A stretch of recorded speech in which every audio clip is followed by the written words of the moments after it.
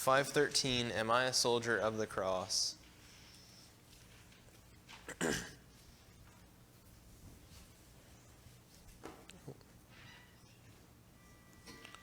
Do, do.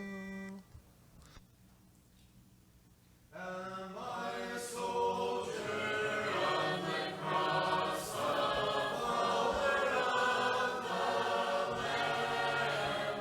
And shall I fear to own his cause, or blush to speak his name?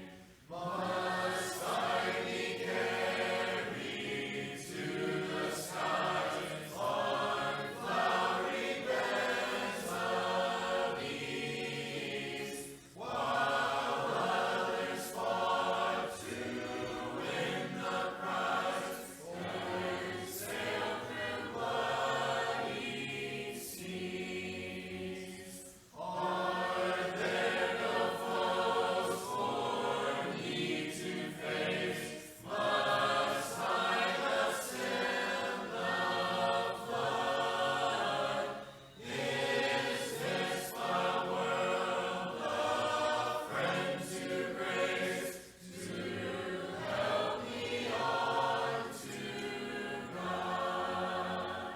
Sure, I must fight if I would reign. Increase my courage, Lord. I'll bear the toil, endure the pain, supported by thy word.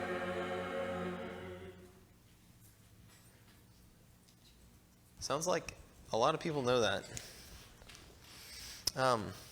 So this is a very old song, written in 1723. So is a little bit, so almost 300 years ago. So it was a bit different of a world back then. And so we don't necessarily talk like this all the time anymore. We're not. I guess I want to say this is a very kind of blunt, kind of hit you right in the gut type song. Step on your toes and hit you in the gut type song. So a little bit about Isaac Watts. I was reading a lot about him. So he wrote like 600 hymns or so. So he like learned Latin at 3 and like Hebrew at 10. It was like he was just really smart with words. So he was born in Southampton, England. His father was a dissenter from the Anglican Church. I was reading that that's punishable by incarceration for the mere act of not conforming. So this kind of gives you an insight into the world that he grew up in. So there was a lot of factions and politics to what your doctrine was at home. You kind of get this picture later in. Well, I'll get to that later. Never mind. He was an assistant to a reverend, and he became pastor. I'm not sure how that was meant, so probably a preacher, I guess. Watts had poor health throughout his life, but nonetheless was intellectually very sound.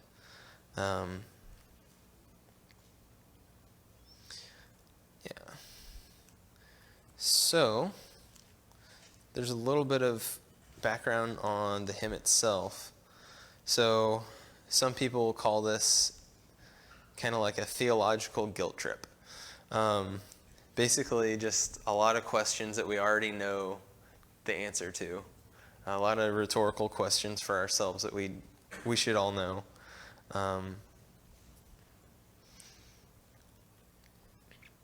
Like here's another thing about the time that it was written in. So there's a lot of militant language, and at that time, England was the great empire of Europe. There was a lot of warfare, a lot of, things like that. So it was common. It's more common, I guess. Let's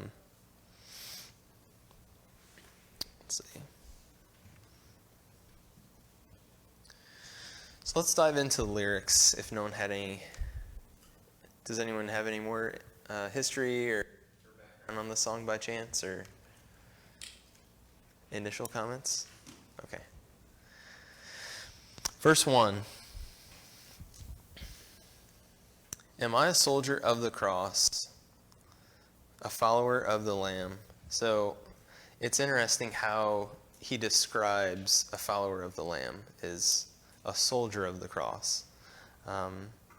Yeah. Again, it's images we don't necessarily jump to all the time. And shall I fear to own his cause or blush to speak his name?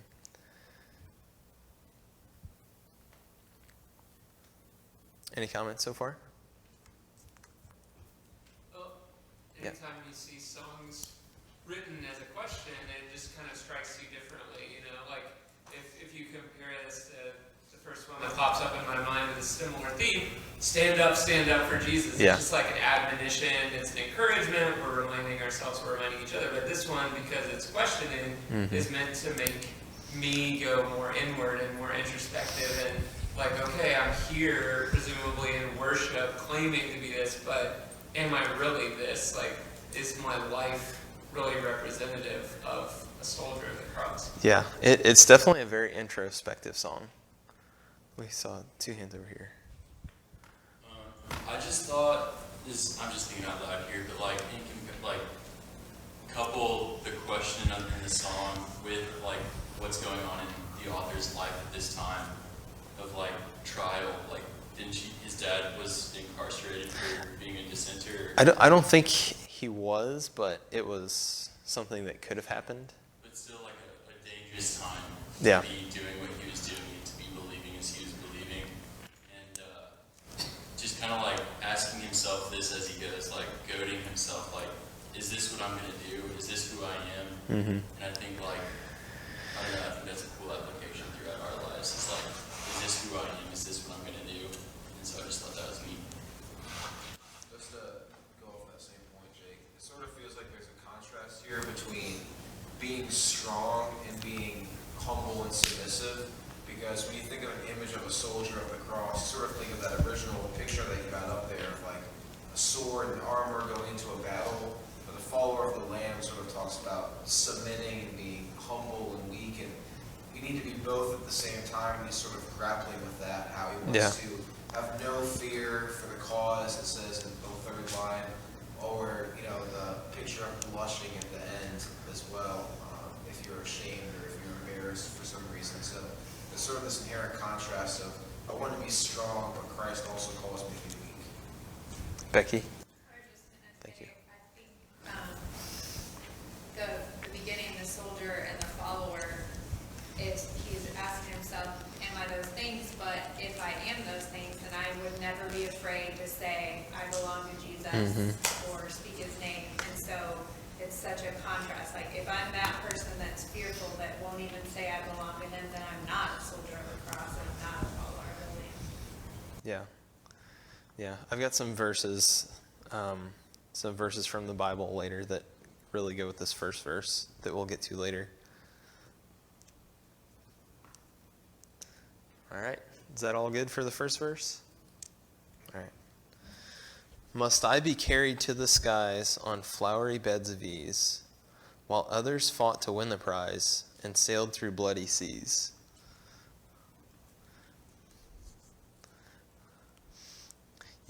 I kind of get this picture of, so late 1600s, early 1700s.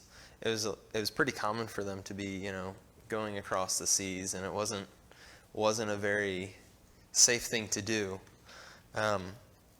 So you've got factions and politics at home in England, and then you go over dangerous seas and, not die on the seas, and then you get to a new world, and you've got dangers over there too. So it's like, I don't know. You know, maybe it's a missionary who's going to the New World, and you know what he's preaching comes to a hostile audience, or things like that. So kind of seems like there was a lot of dangers in his thoughts as far as like what this Christian life was at this time. Yes. Looking at the language, when it's talking about himself being carried to the skies, it's very passive. And then if you look at what he's contrasting it with, it's fighting to win the prize and sailing through the bloody seas. So it kind of seems like an analysis, at least for my life, to say, am I actively fighting for the cause, or am I passively letting things just happen to me and taking the opportunities as they come? That's a good point. Yeah. I think it's interesting to see a song that focuses so heavily on the Christians that suffered before us. I think that after we finish reading Acts, we don't really think about the martyrs.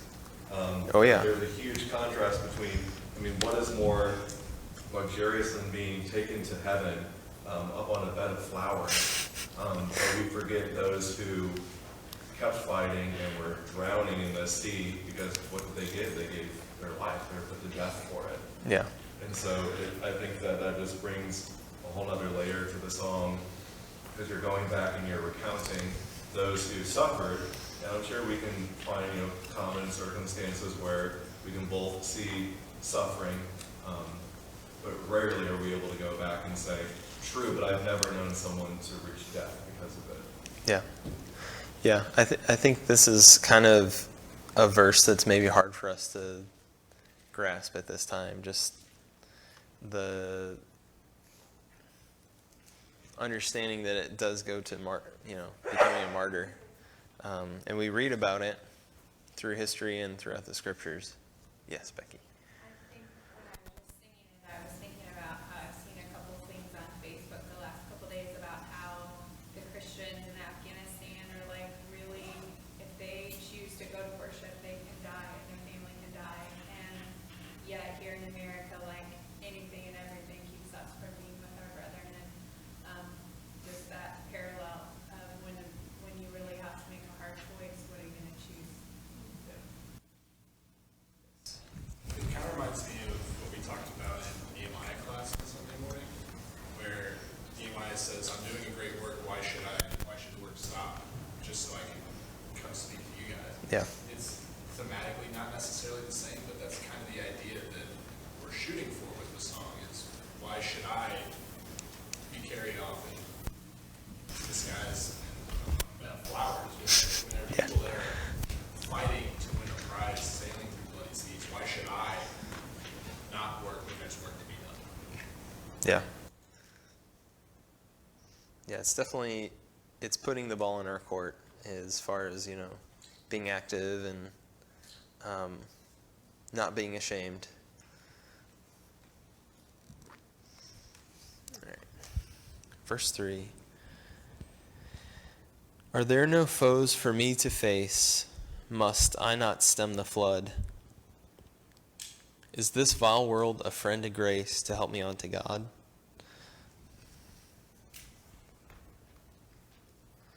This verse was a lot harder for me to understand. Did anyone have a thought? Yes. I think that this is the response to the second verse, where you have a picture of the martyrs drowning in this bloody sea, and that's their battle. And I think it's kind of the same conversation that I've had older Christians talk to me about Christianity is not a life of luxury, and you might seem like, because you're surrounded by such good friends and everything is wonderful, that we have a very happy life, that there is not work to do. And so those people, and much like the third verse, say, oh, well, really? Like, are there no foes to Christianity in the world? What do you mean there's no work to be done? And so I think at the beginning of the third verse, he comes to the understanding that he's not going to avoid that flood. He's not going to avoid that bloody sea. He has to work, because there's always going to be a world that is contrary or and his word's not a friend to grace. I like that. That helped. Yes. I think if you look at the 4 verses, the main ones here, the first one is in kind of setting the question of, I'm saying that I'm a soldier of the cross, but I am fearful to speak his name. And then he's kind of having the internal dialogue of, is it just that my life is easy and I'm not having these battles while others have had to have these battles? And then the third verse is somewhat of a realization, asking himself, are there just no foes around me? And recognizing that that is not true. And then the 4th verse is saying that I will have to fight. Give me the courage to fight that so that I can toil and endure and do everything in your name. Thank you. Anyone else? Yes. I think so far throughout the whole song, it's kind of like this balance of, do you proudly show that you're the soldier on the cross, or are you hiding in the shadows? Are you blushing when you speak his name? And so I think in this 3rd verse, it's like, well, I still have things that I face. If I am truly trying to live this life as a follower of Christ, I still have foes to face. I still live in this vile world. It's not my home. And so I think because of that, it's like there are things that I should be doing. Yeah. Yes. I was going to also say, when I look at this song, I kind of look at it in the order it is, just the 1 through 4, is almost the maturity of a Christian. As a young Christian, kind of questioning, am I a follower? Am I going to be bold and speak his name? Or am I going to kind of be in the shadows? And then like 2, okay, I'm not going to die in ease. I'm going to, and just it looks like as almost just the maturity of a Christian. It's kind of how I read it. I can see that. Jake? This song kind of like makes me question myself a little bit.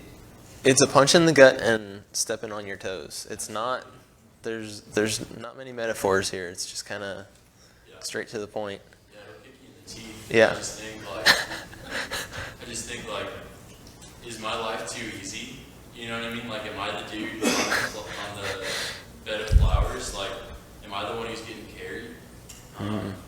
Because like that's what he's talking about. Is like there are brothers out there who are fighting through the bloody seas, and then it's like, am I really in the bloody seas? Like, am I really like pushing back? Am I fighting? Am I, proclaiming the Lord everywhere I go and through my life? And just kind of makes you like a little more motivated to make your life a little bit more uncomfortable. Yeah, this is a tough song, and I think it's really that's a good point. Like I think it's based on a lot of the like harder to stomach scriptures that we do get, and it's a good reminder of that. Verse 4. Oh, Ryan. Just kind of building off that, I see a lot of statements that almost sound like like a World War II poster, like total PR, like I'm a soldier of the cross, a follower of the Lamb, and then there's a reality check. It's almost like rhetoric versus practical application, and it's like a check. Is my life too easy? Am I saying these words, but then I'm not fully realizing what the words mean? Yeah. And I mean, it's not a perfect back and forth, but I mean, I see the contrast throughout the entire song. Yeah, kind of like, I'm a soldier of the cross, but sometimes I also blush when I say his name.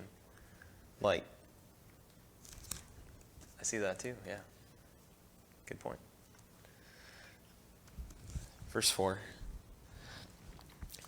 Sure, I must fight if I would reign. Increase my courage, Lord. So now this is more of a prayer and a statement. And what he's going to do. I'll bear the toil, endure the pain, supported by thy word. What he's going to do, how he's going to do it.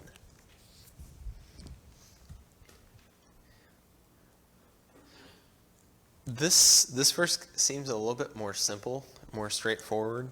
Saying, all right, there's all these options: flowery beds of ease, blushing, and then bloody seas on this side. He says, okay, I'm gonna fight, but God, I need your help, and I'm gonna do it through your word. Any thoughts?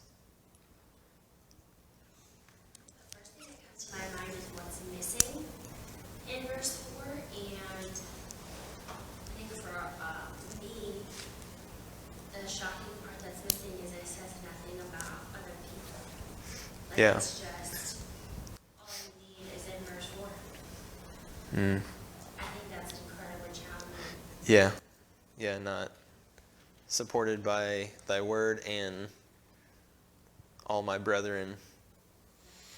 That I like. Yeah. Ow. Oh.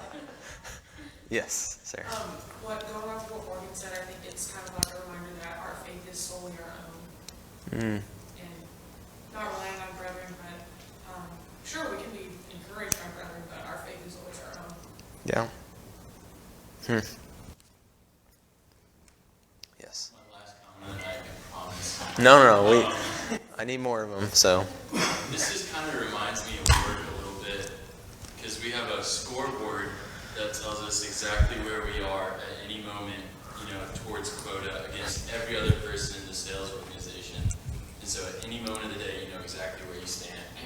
And that's really easy, because I can look at that scoreboard and say oh, I'm doing great, or oh, I really need to step it up. But if I didn't have that, if I just had how hard I was working, and that was my only performance indicator was how hard I'm working, then it would really push me to work a lot harder than if I were stacking myself up against everybody else. And so much that is so much so our faith, and especially in this verse and with what everybody's saying is if you're stacking yourself up against Christians, in verse 2, he's stacking himself up and he's saying, oh, I'm falling short. But then if he gets to the point and he says oh, I'm doing great, I can ease off. But if you don't have that indicator, if you don't have that stacking up, Yeah. then it's going to push you to work so much harder for so much longer. And I think that's something that's super good about our faith.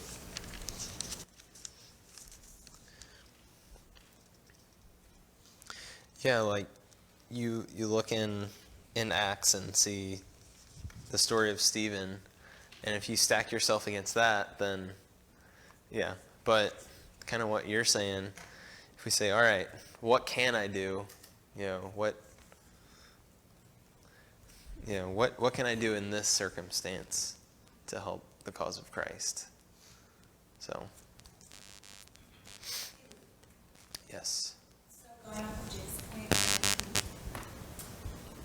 I can become discouraged sometimes when I see others fighting maybe a harder fight than me. And I think Jake's point's so accurate. I think it's very beneficial to look at Bible characters and people that have gone on before us.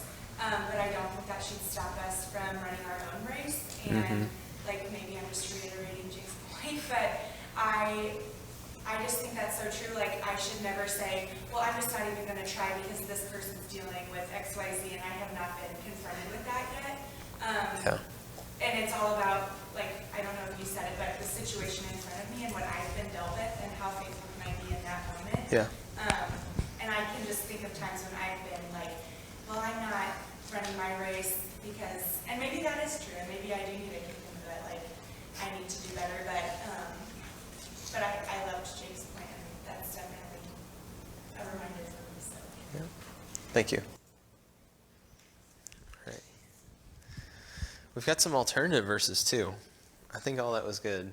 There's a lot to this song. Yes. I think we all have our own battles too.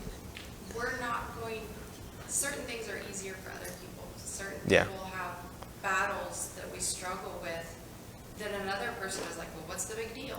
Yeah. And we need to be aware that everyone faces things differently. There's a lot of things that people say, oh, I don't know how you faced it. I don't know how you dealt with that in your life. But there's other things that I see people dealing with, and I think, I don't think I could deal with that, you know? Yeah. So, and our strength is ultimately, we do have the support of our brethren, but the ultimate strength does come from God. Yes. Yep. Yeah. So maybe if we kind of take a step back from the lyrics and maybe the, I guess, historical context and put it into our context every day versus, you know, the grandiose picture that we're presented with. Yes. I think to bring it to today was done in the latter part of the fourth verse. His support is from God's word. Mm-hmm. And that's something that is obviously never going to change for us and for Christians of the future. We're always going to be able to read back and look at the suffering of the prophets. Yeah. Or go back and look at the martyrdom of the apostles. And that is our strength. He prays to have increased courage. I think we can find that in so many ways in the Word. I think we walk around singing this hymn. It's just a constant reminder that we don't have to go into these battles without a plan. Mm-hmm. But that example after example are given in the Word. Very good. Thank you.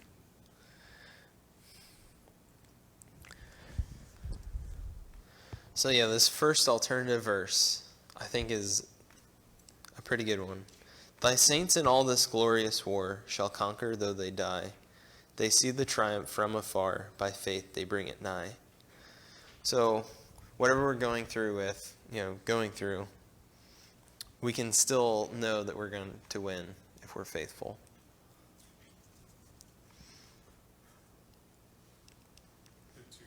This time frame, the 15, 16, 1700s, political lines were drawn based on religion. Yeah.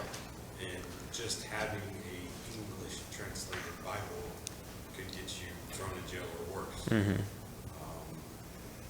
So it's interesting, kind of the language around war. And, Yeah. There are 250 years of battles Mm-hmm. between Christians, whether you're a Protestant or Catholic or Yeah. whatever genre you decide to be on. Yeah. This song reminds me a lot of the 46th that Ryan was going through.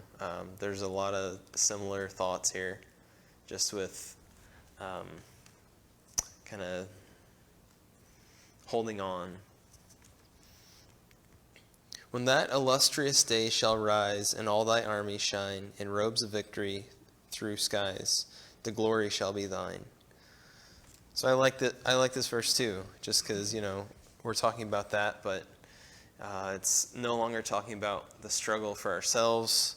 It's talking about, the glory being directed at God for what He's done through His grace. Any thoughts? Yes. I could talk all night about Watts, but he has another verse in a song that he wrote around the same theme, and it takes a song that's about suffering and perseverance and really turns it into a sermon on resurrection, which I think is so cool. So I'd just like to read this one verse.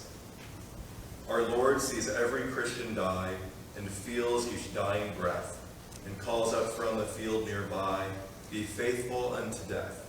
Our brethren dead beneath the plain whose spirit never died, rise up to march and shout again, O Christ be glorified. So we can look at this song and we can be discouraged that we're never going to be as strong as those who suffered and went through, or I'm going to be so deserted in my fight for righteousness. But then we have these alternative verses that refocus our mind on the God who brings people up from the dead. And that just really ends it on a hopeful note. Yeah. Yes, Kevin.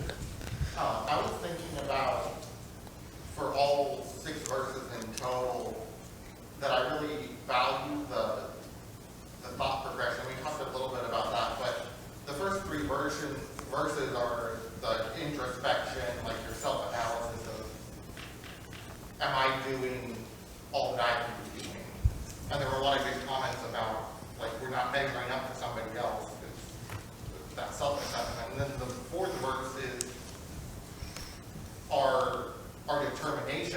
saying, you know, we're going to make this statement, make this proclamation that, okay, I've asked myself these questions, this is what I'm gonna do. I'm gonna stand upon the word of God. And so you go from introspective to kind of just outside of yourself, like this is what I'm going to do, to the fifth verse, looking at, now he's talking about the other things, but it's not a measuring up of the other things. He's looking at them as inspiration. And then the final verse, now he's gone from within himself to the other things, and now fully branched out and directed back towards God. So that last line is the glory shall be mine.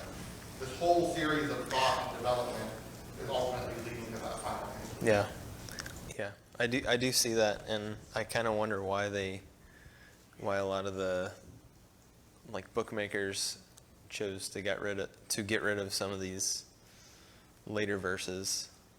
Not sure why, but all right. We've got about 10 minutes left. Any other thoughts by chance? Yes. One of my favorite motifs in the Bible that I love to point out, I originally learned it from Rabbi Ryan, but it's kind of encapsulated in Psalm 20, verse 7, which says, some trust in chariots and some in horses. We trust in the name of the Lord our God. Horses and chariots are kind of this thing that pop up over and over again, specifically throughout the Old Testament, about how these other nations trust horses and chariots, but we trust in the Lord, waiting for the day that God will come down with his horses and chariots. We'll have a new heaven and a new earth. So I love that illustration, the last verse, that someday he will rise with his armies, which is our way of saying our armies and our horses and chariots are nothing compared to his glory, which will come one day. That's a good point too. Erica. I was trying to think of people in the Bible who had similar feelings, and I was thinking of Moses at the burning bush, who felt inadequate for the task that the Lord was providing for him, and how the Lord kind of tried to reason, I don't know how to use that word, but gave him reasons for why he was asking him when Moses said that he was too weak of speech, or when he gave the excuses, and then the Lord kind of gets angry and says, I am who I am, and that reminder of God filling all of our inadequacies with the simple statement of he is who he is, and a reminder to us when we're feeling unsure of being able to face the challenge that the Lord is enough. Yeah. Yes.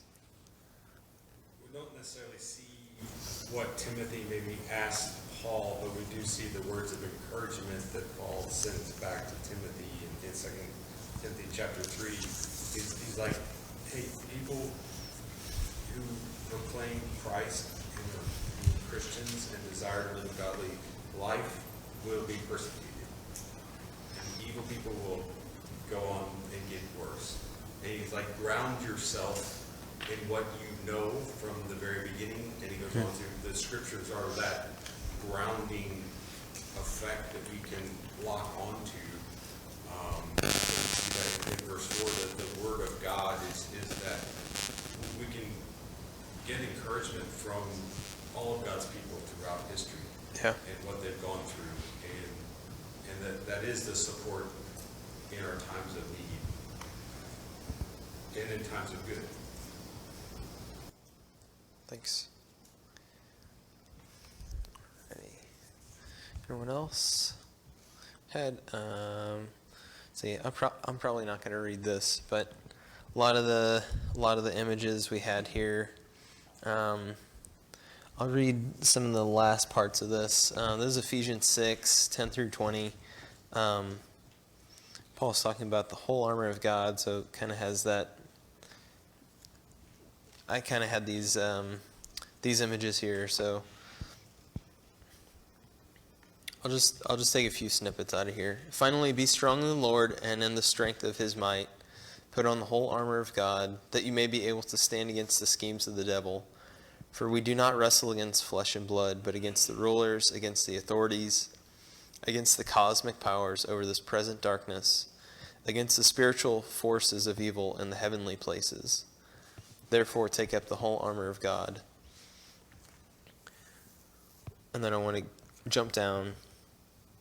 To that end, keep alert with all perseverance, making supplication for all the saints, and also for me, that words may be given to me in opening my mouth boldly to proclaim the mystery of the gospel, for which I am an ambassador in chains, that I may declare it boldly, as I ought to speak.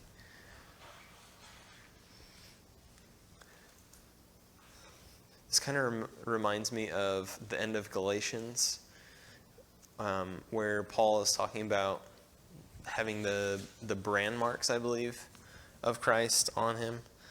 Just impressing on these people to what lengths he's taken the gospel. I think we've already touched on this, and like a lot of the thoughts of this song, or at least the first verse, the introspective part, is wondering, am I suffering? Am I truly following Christ? Am I doing enough for the cause of Christ? I'll go ahead and read some of this. And this is Matthew 10, verses 24 through 29. A disciple is not above his teacher, nor a servant above his master. It is enough for the disciple to be like his teacher, and the servant like his master. If they have called the master the house of Beelzebul, how much more will they malign those of his household? So have no fear of them, for nothing is covered that will not be revealed, or hidden that will not be known. What I tell you in the dark, say in the light, and what you hear whispered, proclaim on the housetops. And do not fear those who kill the body, but they cannot kill the soul. Rather fear him who can destroy both soul and body in hell.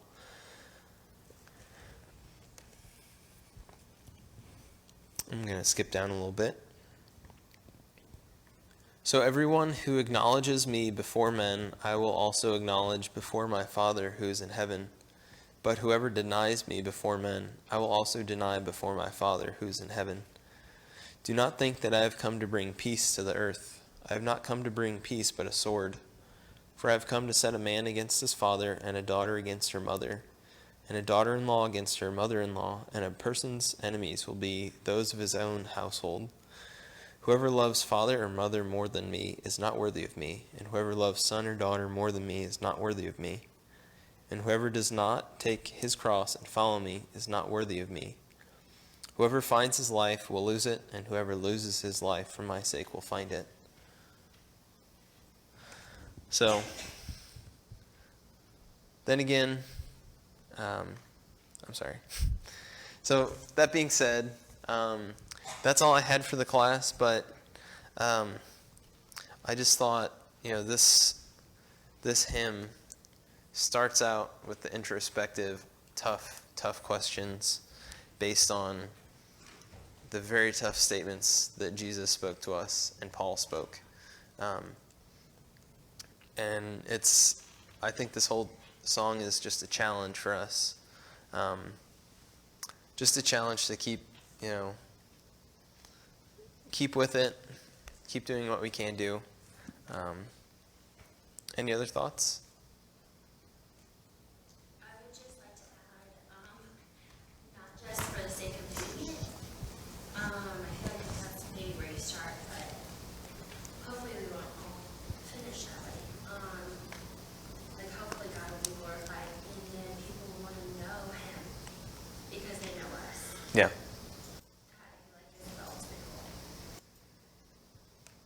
Agreed. Alrighty. Anything else? We've got about 3 minutes left.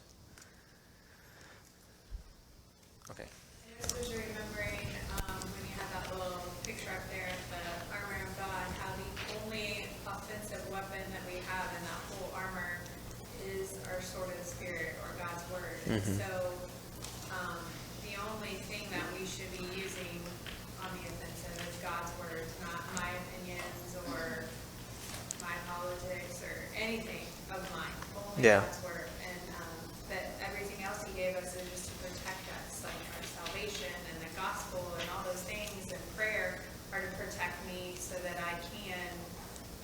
wage the war and be victorious. Okay. I agree. Alrighty. That is it. I appreciate it. Do we have time to sing it again? If you guys would like to. Before we go ahead and do that, I just want to take 1 second. Sure. Some of you guys will remember these. Some of you have never seen them. We went through a box of 500, Jay. Boom, they were gone immediately. We've got about a half a box or 3/4 of a box left. And so these are just, they're, you gotta use your phone. It's pretty cool. And so pass them out. They're out in the back here. I just don't want to forget those. Alrighty. Yeah, I guess we'll go ahead and sing it once through. I think we'll have time for that. And yeah, first 4 verses, since I don't have the alternative verses elsewhere, so.